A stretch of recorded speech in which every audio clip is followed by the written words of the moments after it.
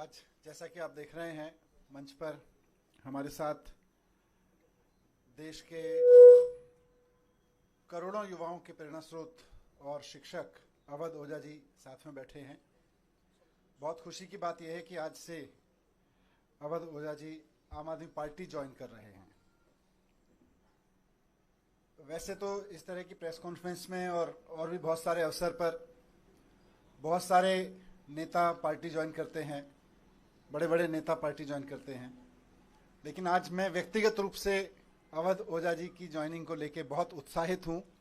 मेरे लिए व्यक्तिगत रूप से बहुत बड़ा दिन है, मैं ऐसा समझता हूं, क्योंकि मैंने खुद अपना जीवन शिक्षा को समर्पित कर रखा है। अगर मेरे सामने कोई ऑप्शन हो कि राजनीति को चुनना है या शिक्षा को चुनना है, तो शायद मैं शिक्षा पर काम करते हुए आगे निकल जाऊंगा राजनीति की जगह। वही जज्बा, वही समर्पण शिक्षा को लेके और अभी तक की पूरी जिंदगी में वही काम मैंने अवध ओझा जी का देखा है। करोड़ों युवाओं को न सिर्फ प्रेरित किया है, बल्कि अपने काम से उन्होंने उनकी ज़िंदगी बदली है। और उसके अलावा भी जिस तरह का काम उन्होंने ऑनलाइन माध्यम का इस्तेमाल करते हुए किया है, तो वे एक बहुत बड़े शिक्षक हैं।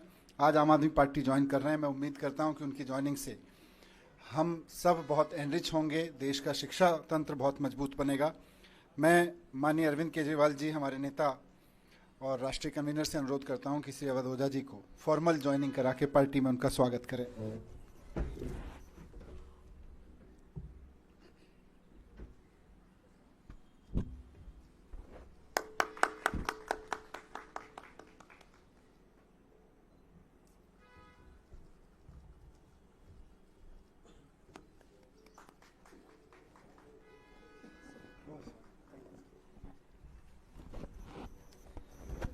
मैं अब सर से अनुरोध करूंगा कि 2 शब्द इस अवसर पर कहें। अवध ओझा जी। जय हिंद फ्रेंड्स। सबसे पहले मैं आम आदमी पार्टी और आम आदमी पार्टी के सर प्रमुख अरविंद केजरीवाल जी, मनीष सिसोदिया जी, सबको सहृदय से धन्यवाद देता हूं कि उन्होंने मुझे राजनीति में आकर शिक्षा के लिए काम करने का अवसर दिया है। शिक्षा एक ऐसा माध्यम है जो परिवार, समाज और राष्ट्र की आत्मा है। जितने भी देश दुनिया में महान हुए, उनकी पृष्ठभूमि में कहीं ना कहीं शिक्षा का योगदान रहा। तो मैं आज अपनी इस राजनीतिक पारी की शुरुआत पर आप सबसे ये बात साझा करना चाहता हूँ।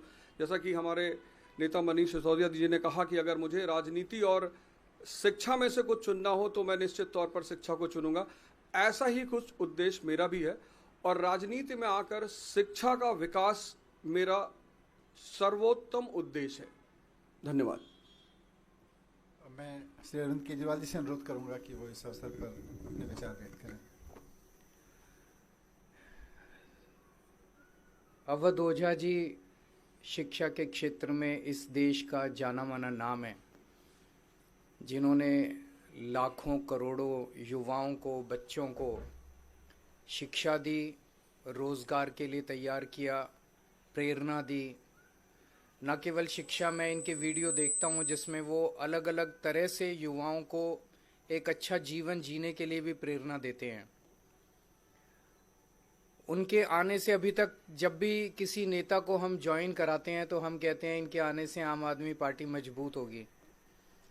आज अवध ओझा जी के लिए मैं कहना चाहता हूं कि इनके आने से देश में शिक्षा मजबूत होगी, क्योंकि आम आदमी पार्टी शिक्षा के क्षेत्र में सबसे ज़्यादा काम कर रही है। और आम आदमी पार्टी के ज़रिए जब ये शिक्षा में काम करेंगे तो देश की शिक्षा मजबूत होगी। और राष्ट्र निर्माण में शिक्षा का सबसे बड़ा महत्व है, तो राष्ट्र निर्माण मजबूत होगा एक तरह से। हमारी कोशिश ये रहती है कि जिन क्षेत्रों में आम आदमी पार्टी, जो आइडियोलॉजी हमारी है, भ्रष्टाचार निरोधक, शिक्षा, स्वास्थ्य, इन क्षेत्रों में जो भी अच्छे लोग हैं जो काम कर रहे हैं, उनको राजनीति में लाया जाए ताकि राजनीति में आके वो अपना और ज़्यादा योगदान दे सकें। राजनीति में आने से पहले हम लोग भी एनजीओ में काम करते थे, मैं, मनीष जी। और एनजीओ में रहते रहते हमें लगने लगा कि एनजीओ के ज़रिए राजनीति के बाहर एक लिमिटेड तरीके से काम कर सकते हैं, इतना ही काम कर सकते हैं। जैसे मैं सुंदर नगरी की झुग्गियों में काम करता था तो वहाँ पे 2 या 3 सरकारी स्कूल थे, उन सरकारी स्कूलों को ही ठीक कराने में पूरी जिंदगी बीत जाती है हमारी। लेकिन जब राजनीति में आए तो एक ब्रश से हमने दिल्ली के सारे सरकारी स्कूल ठीक कर दिए।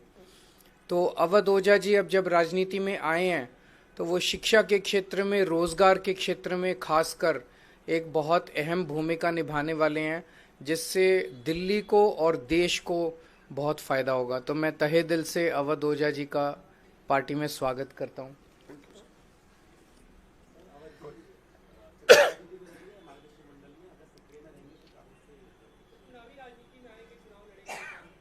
अब तो मैं पार्टी का हिस्सा हूं, तो पार्टी जो भी आदेश करेगी मैं वही करूंगा।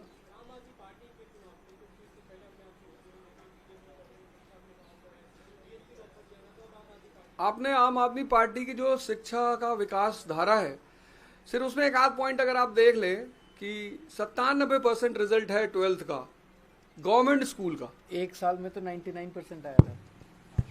एक साल में 99%। 2015 में सिर्फ 15 लड़कों ने, गवर्नमेंट स्कूल के लड़कों ने IIT मेंस क्वालिफाई किया था। इस बार 783।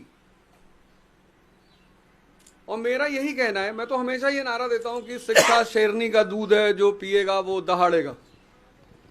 और डॉक्टर सर्वपल्ली राधाकृष्णन जी कहते थे कि 2 क्षेत्रों में देश के अच्छे दिमागों को आगे बढ़ना चाहिए, एक शिक्षा और एक राजनीति।